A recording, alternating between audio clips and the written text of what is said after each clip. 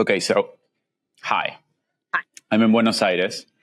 This is not a fake background, it's real. And I want to show you a neat trick. So I'm introducing this thing that I think you're going to be very excited about. Okay, you ready? I want to blow your mind right now, so check this out. Oh shit, it's not working. Hold on. Oh, I know. This is so anticlimactic, but it's going to work. Whoa. So I can move, and this thing will track me, and I can show you this amazing bar in Buenos Aires. It's almost like a travel video. Okay, that's it. That's so cool. Yeah, Wow. we need to get you one of these for you, because this inaugurates a brand new chapter in our podcast, Helen. It's going to involve you moving around like that really awkwardly. It's going to finally free us to walk around as we talk about things, which I feel is the most natural way. It's almost as if we're taking a stroll across town, but you're going to be in your apartment. I'm going to be wherever I'm at. In my 600-foot walking in a circle. How is Buenos Aires? Oh my God. Buenos Aires is so great. It always is. Every time I'm here, I am tested with the question why I'm not living here, because I really love the city. So I left when I was 18. And I never officially came back, but I come here a lot and I have a lot of friends. It feels like a second home. And it's such a beautiful, have you ever been here? It's amazing. It's really cool. And what I love the most is there's a very vibrant artist community here that does things just for the sake of art. And it feels very rewarding to be in a place where people are just doing things without any objective specifically or goal, because there isn't that much to gain out of it. There's no place you can achieve, but they are very ambitious in the things they create, and they're very dedicated. I was in a play last night. It's called, how would it be in English? It would be Marcela Against The Machine, just a tiny play. So Buenos Aires has one of the most amazing independent theater scenes in the world. Like, you have hundreds of plays at the same time, and sometimes tiny theaters, sometimes people do them at homes. They're very experimental, but usually very funny as well. There's a lot of comedy. This is a comedy, but it became like very poetic and experimental at times.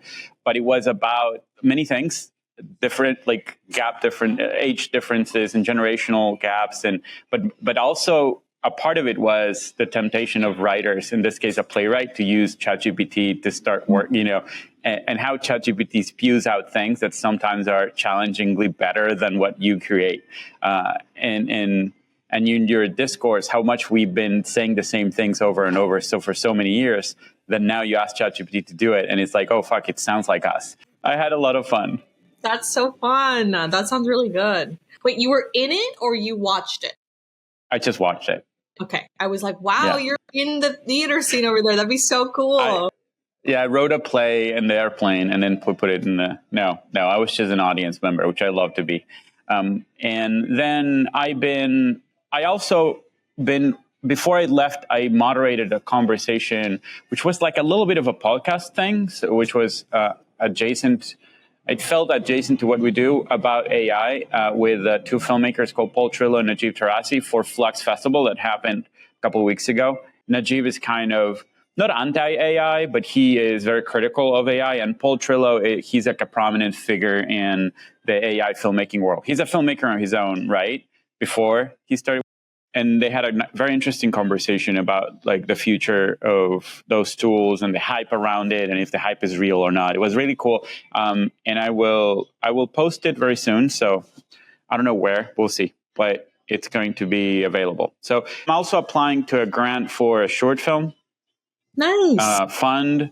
So I've been working a little bit on that, and then seeing friends and hanging out mostly. What is your take on short films? Because I recently spoke to a director who got into the NBC program and just couldn't even tell me how many short films she had made. She was like, I've made so many short films, to the point where she just was doing them for fun. What is your take on, like, do you do them without any expectations? Do you do them because you really want to get that piece out there? Or what is your... It's a very good question. I've been grappling with this question for many years. So before I did my feature, I used to think, if you give me $100K, I'll go somewhere in the world and shoot a feature. Like, why would you do a short when you can put a little bit more work and do a feature? And I did my feature with a very shoestring budget.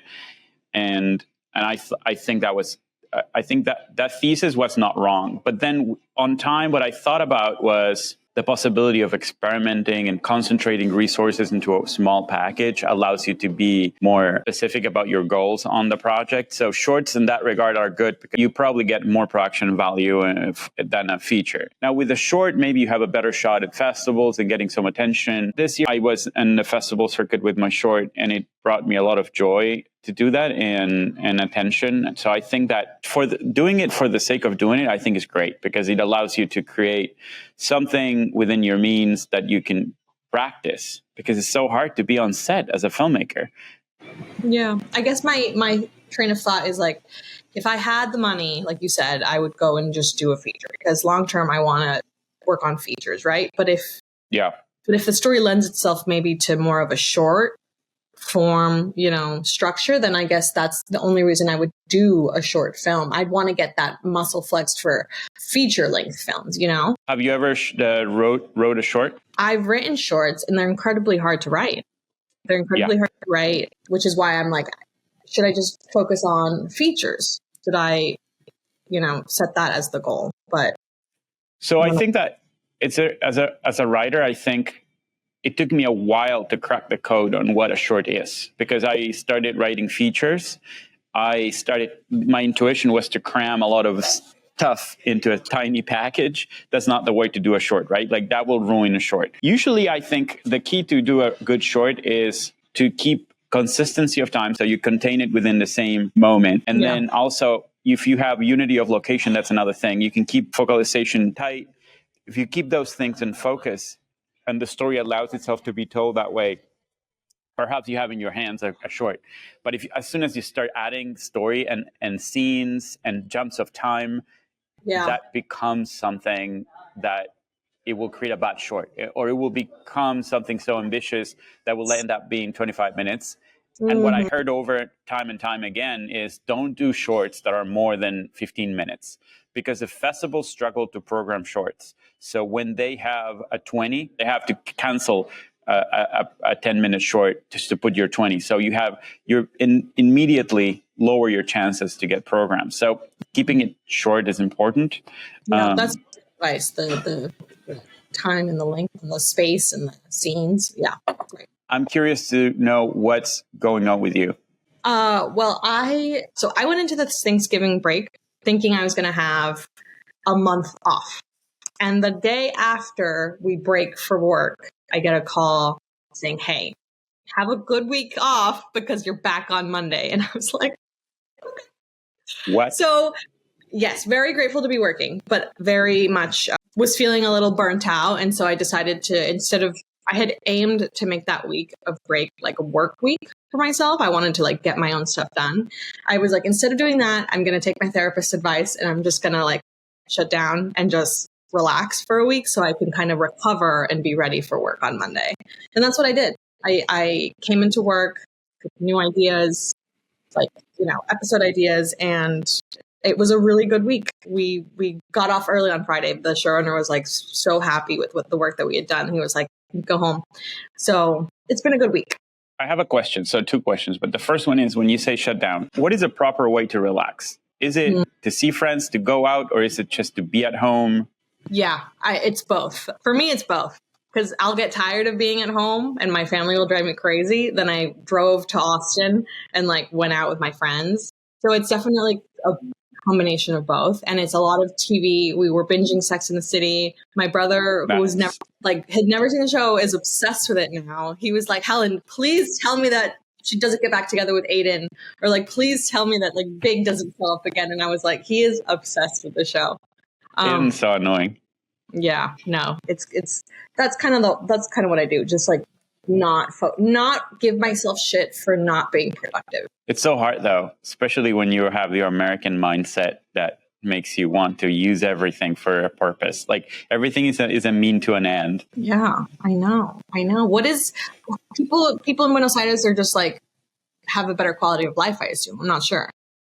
No, I mean, Argentina is very tough right now. It's very expensive. The salaries don't catch up with the prices of things. So people struggle, but they are survivors and they always create on the face of adversity. Certain groups, right? I mean, not everybody. There is no industry, and specifically for theater, there's no industry. Also, the cost of putting out a play is not that expensive, so you can cover it with the tickets, right? So hopefully it pays for itself, but it doesn't make any money. So people usually have another job. They teach, or they sometimes get some international grants or something, but mostly they get the money from the ticket sales.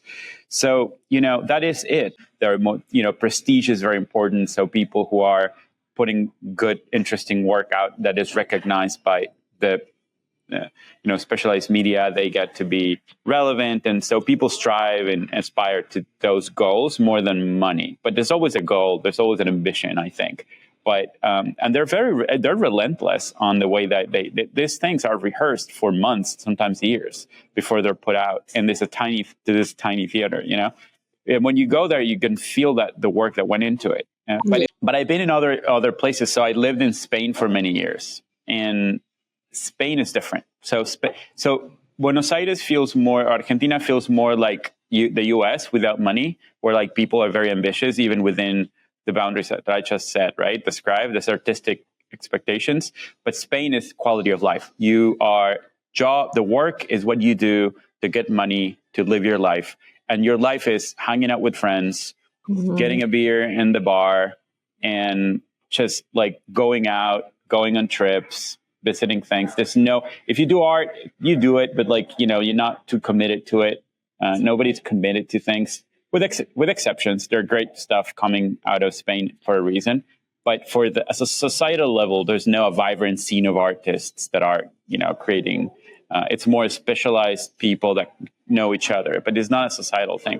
And I can be wrong, and this is debatable, but that's how I feel. Like other countries are just about quality of life, especially Southern European countries. They don't give a fuck about anything. I want to do a quick recap and see if we've caught up on any of the stuff that we've said that we've watched. Like, have you had a chance to catch up on the films that we've talked about in the past? I watched a movie called Conclave, which is a conspiracy thriller. It's basically a cardinal that is tasked. He has to organize the election of a new pope, right? Mm-hmm. When in the Catholic Church a pope dies, they need to find a next one, and that's done by voting, a secret vote that all the cardinals around the world get together in the same precinct, and they do this conclave. And this is like the intrigues and the conspiracies within the group of cardinals. And it was directed by this guy, Edward Berger, who directed I don't know if you've seen this war movie called All Quiet on the Western Front. I've heard of it. But funny enough, came out at the same time, 1917, which is that very kind of like flashy one-take war movie about the First World War. Mm-hmm. So this one got less attention, although it's very good. It's very vivid. It's very gruesome. It really puts you in the shoes of the kids who were fighting in the trenches in the First World War. And it was very well done. I don't know if we needed another of those, but it was amazing. And he's the same director, very different kind of movie. So I tell you one, you tell me another one. It's so funny that you brought up Conclave, because we're trying to get one of the actors in the movie, John Lithgow. You're trying to get him for the show that I work on, but it's not going to happen. He's tired. Your show means a big commitment from an actor. Not really, actually, because it would just be one cameo. Yeah, it'd be like a little cameo episode. Oh, I see. Yeah. What am I watching? What did I watch? Disclaimer. Did you watch Disclaimer? I did. What do you think? The show Disclaimer, Apple TV. I'm still not sure how to feel about it. Like, I love Cate Blanchett, but I was like, that was good. I was like, it was good. It was good. I think that she was amazing in it, and I liked the story, and I just think it was something like I've never seen before.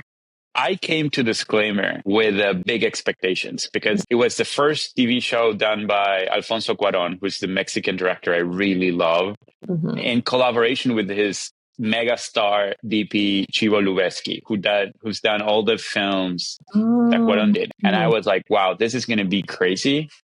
What I found was that it felt a little bit cheesy. I don't know. Yeah, I think so. But you know what my big problem is with the show is not so. I don't have a highbrow problem with the show. My problem with the show is this: So the show is about a high society woman in the UK, has like a perfect marriage, the beautiful house, blah, blah, blah. She's a prestigious, I don't know, writer or something. I don't know. And then someone publishes a book or basically surfaces that she had an affair 20 years prior to the story. Now, the husband, after 25 years of marriage, is like broken by this. And I'm like, this is 2024. No, I know. You've been with someone for 24, 25 years. You know each other. And she had sex with like a 18-year-old 20 years ago. Who fucking cares? Like, would someone be so distraught? And do I have to care about? Like, he could be, but like, do I care? I don't really care. I think he's like, dude, get over it. He was being a little dramatic. Yeah. It's like, I don't fucking care about it. And that's the core. I mean, that's the emotional core of the show. And I was like, I don't care. I don't care. She looks great in the pictures when she was younger. Good for her. Yeah. And then like obviously the twist, which I don't know if we want to spoil it for people, but it's like spoil it. Yeah. Destroy it. The twist is that basically this man, her husband, is made to believe that she had this affair with this kid, right? And towards the very end, they reveal that she wasn't having an affair, that she was like held at gunpoint or not. I don't know if it was a knife and was basically like raped and sexually assaulted. And it was the craziest twist that I did not see coming. But at the same time, I was like, see, I'm now more invested in this versus the whole, like, I don't care about the husband being so upset. Like, I don't really care about any of this. So it was a weird. Lost me. You see, I never got to the twist. And that sounds. What? You never got to the twist? No, I quit. You just revealed the twist of disclaimer to me. It got really good. Like, it got really interesting. And it just took forever to get there. But do we have time? So it's almost a meme, right? It gets better after the third episode. It's like, yeah, I don't have time. Okay, so did you get, I don't know how far you got, but there's also this element of the kid who raped her, right? Died saving her son the next day. And those parents I know that, yeah. The parents show up. The dad is like ready to get revenge on this woman. So he finds her, goes to her work, like threatens her, blah, blah, blah, blah, and has the chance to now kill Cate Blanchett's son and is about to go through with it. And I really like the way it played with this cute, like little old man. He could never, like, he's gonna change his mind. No, this man did not change his mind. This man was ready with the poison or whatever. And I did like it toward the end, but like you said, it took forever to get there. Okay, maybe I'll give it another chance. I watched Saturday Night, which I enjoyed. This is the Jason Reitman, the director of Juno, doing a movie, for those who don't know, doing a movie about the first ever episode of Saturday Night Live, which was legendary and had legends of comedy all through the night. And so I guess it felt a little bit like a documentary and a game of whack-a-mole of references. It's like, I know that one. And I know that, it's like every time a legend comes in, they create this moment for them. But that's all it is. At some point, it feels like it loses steam. After the moment of like finding the cameos, you're left with something that doesn't have too much of a substance. I think it's lost in the nostalgia for that time. Yeah. One of the biggest critiques that I heard about it was how forced it felt, like the emotional landing point toward the end with Belushi, like having his meltdown on the ice skating rink, how forced that scene felt. I agreed so hard. Like, it took me out of it completely. I was like, why are they leaving? Like, this is so unrealistic. Like, they're now going to go 5 minutes before showtime to go get this guy back. Like, that didn't make any sense to me. It didn't land it. Back to Cuarón, I think Birdman, which is about a play that everything goes wrong, lands those moments of the tension before the premiere, all the things that go wrong and how people cope with it. That movie does it very well compared to this one. But then I enjoyed it because it was like, what it does, I think, very well is to immerse you in the moment, what it meant to create this variety show live on TV, which now is obvious, but back then nobody did it before. And I was really interested in this generational gap that they describe as like the new kids coming in with this absurdist comedy that makes no sense, right? I did feel connected to the protagonist. I did like how you could tell how scared he was, but at the same time, like, so devoted to making this happen. And it was just so cool to think that there's truth to the way that character moved throughout the world, the way that Lorne Michaels did, like, as that character back then when he was so young. So it's cool to see that was what Lorne experienced, and to think, he's such an established name now. It's cool to kind of like do a little flashback and see how it went down. So I did enjoy it. I have a question, because the show you work on, it's a sitcom and it's shot live with an audience. So in a way, it feels kind of like that, right? Mm-hmm. It has to be nerve-wracking because it's a little play every time. Yeah. Yeah, it is. It's not as nerve-wracking because it's not my show. I'm sure the showrunner is a little bit more nervous every night. But I had my episode finally shoot the week before Thanksgiving break. And so that was congratulations. Thank you. That was really, really cool. It was wild. All of the executives showed up. Like, it was the last episode, but that was my episode. So I had like the video village is like right here. And then this sea of executives just hanging out, like coming for the show and like coming up and saying congrats to me. And it was like amazing. It was really, really cool. And then to have it all kind of like land the way I wanted it to land, like all of it was funny. It was supposed to just be like a fun episode with like a fake baby, and it ended up being that.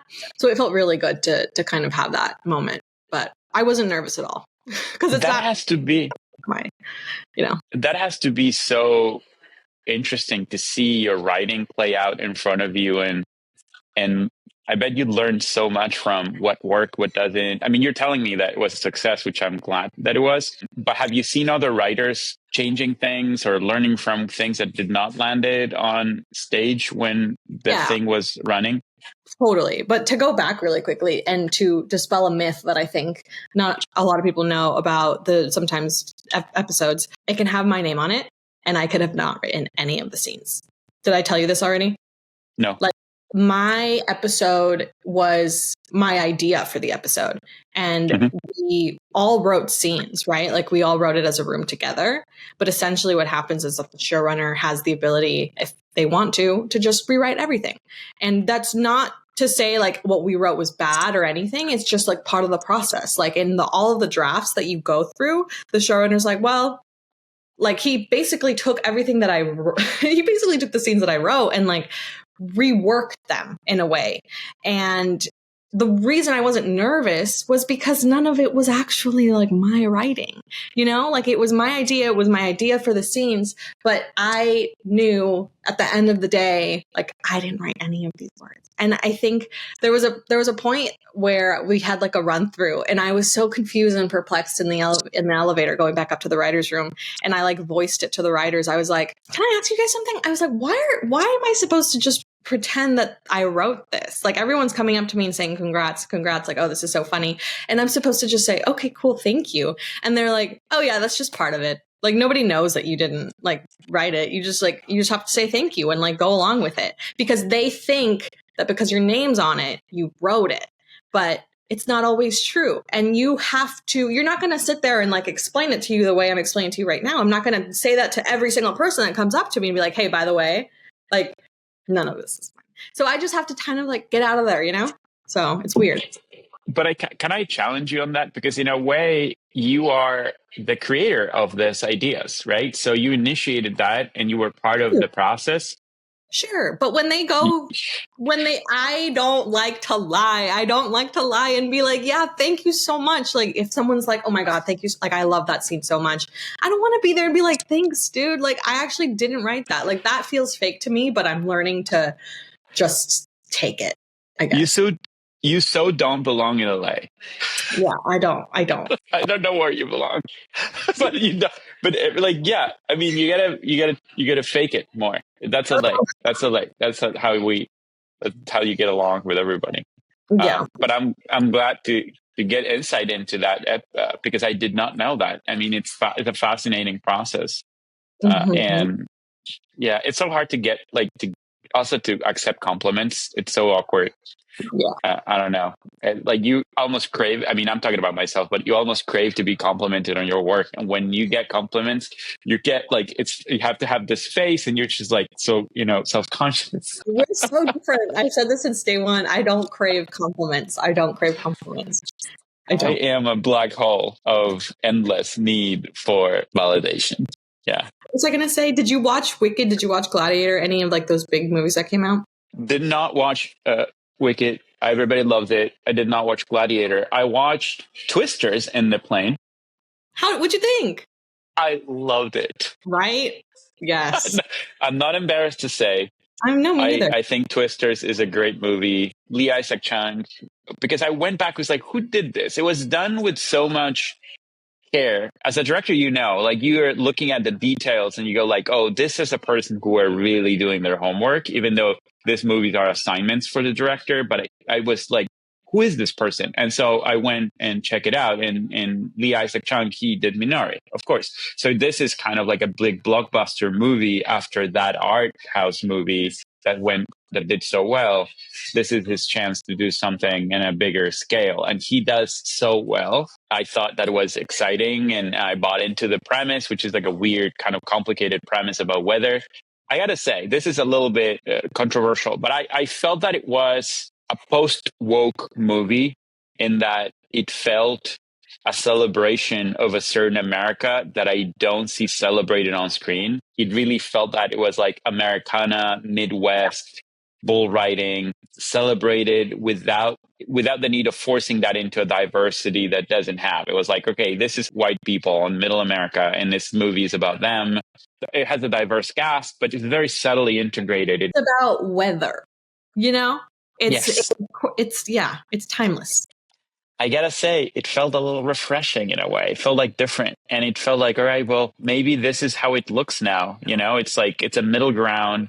It's not one thing or the other. It's by no means a reactionary movie, I think, but it feels like something that has passed the conversation in search of a wider audience that is not constantly upset about everything. No, I know. I thought it was very refreshing when I watched it. I got into such an argument with a coworker at work because he thought it was trash, just took the wrong kind of approach going into the movie, thinking it was going to be like this amazing thing, but it wasn't meant to be that. It was just meant to be like an enjoyable film. Yeah. I watched 3 more things. The Apprentice, which I hadn't watched. I want to watch that. I heard bad things about it, and so I didn't go into with too many expectations. This is directed by Ali Abbasi, who directed Border and some TV. I think he directed some Last of Us episodes. And I loved it. I thought that it was so hard creating empathy for Trump because Trump is such an unlikable psychopath that he managed to do it. And it's a very interesting relationship. It's a bromance story. And it's almost like a homoerotic movie about Trump's mentor, who's this ultra conservative, radically reactionary gay guy who's closeted. But I didn't know that. So this is a powerful lawyer in the 80s, very cruel person, very, very clever, but very complex at the same time. The gay guy. So the thesis of the movie is that this idea of never backing down, never admitting defeat, never admitting that something went wrong or that you are to blame for something or taking any sort of responsibility, that, this playbook that Trump does over and over is taken from this guy and their relationship. And it's a very interesting, beautiful movie. So I love that. And finally, I watched The Year in Between, from Alex Heller, who's going to be one of our episodes because we recorded a great episode with her. And I love that movie. I thought it was amazing. She's great in it. It's about mental health and about a person who's dropped out of college and to take care of her mental health, and nothing goes her way. And it's so funny and emotional, and I really loved it. And so I'm glad that we did that episode, that everybody will get to know Alex a little more because she's a powerhouse. Where can we watch that movie? Let me check.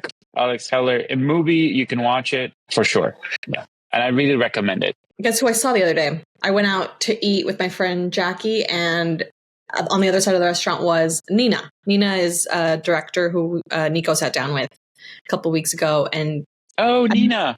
Yeah, I'm not sure when their episode comes out, when we're planning on releasing it off the top of my head. But now that their NBC announcement is out, it's cool we can finally show her episode, because this happens so much. Like, people say things on the podcast and then they text us like, can we cut that part out when I was talking shit about that person? Or in this case, Can we cut that part out where like I said things I shouldn't have? But yeah, now NBC just announced it on Friday, I think, the new So NBC. we're free to show it.